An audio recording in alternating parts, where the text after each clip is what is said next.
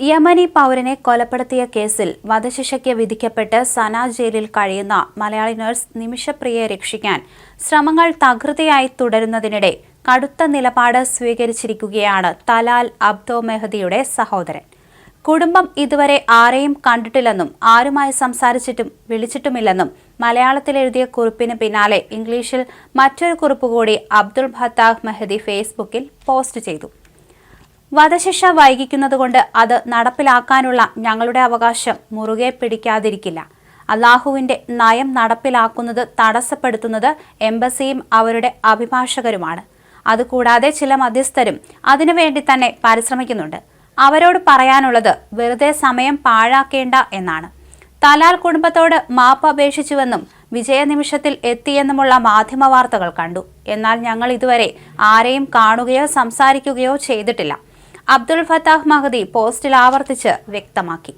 Indian മാധ്യമങ്ങളിൽ പ്രത്യക്ഷപ്പെടുന്ന നിമിഷപ്രിയയെ അനുകൂലിച്ചും തലാലിനെ വിമർശിച്ചുമുള്ള വാർത്തകളും പോസ്റ്റുകളും തലാൽ കുടുംബത്തെ അലോസരപ്പെടുത്തുന്നുണ്ട്.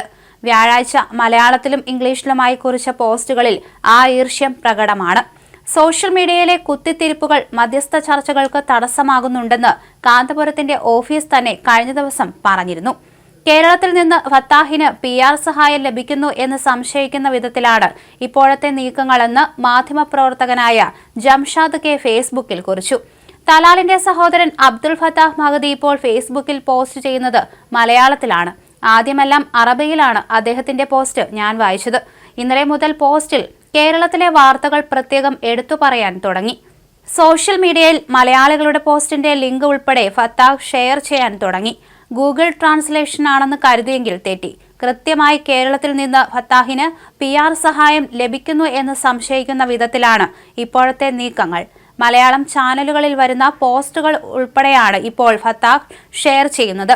നിമിഷപ്രിയ സ്വതന്ത്രയാകരുത് എന്ന് ആഗ്രഹിക്കുന്ന കുറെ പേർ കേരളത്തിലുണ്ട് എന്ന് വ്യക്തമാകുന്നു.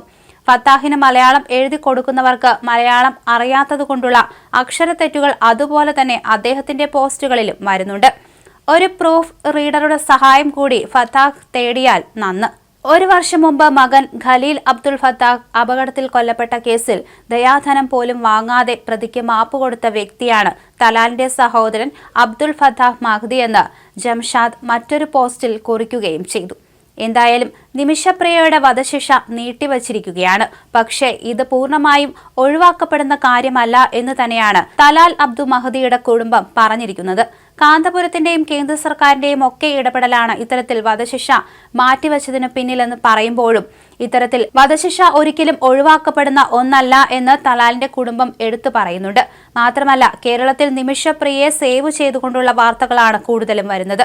തലാൽ ഒരു തെറ്റുകാരൻ എന്നുള്ള രീതിയിലുമാണ് വാർത്തകൾ. ഇതൊക്കെ തന്നെ തലാലിന്റെ കുടുംബത്തെ അലോസരപ്പെടുത്തുകയാണ്.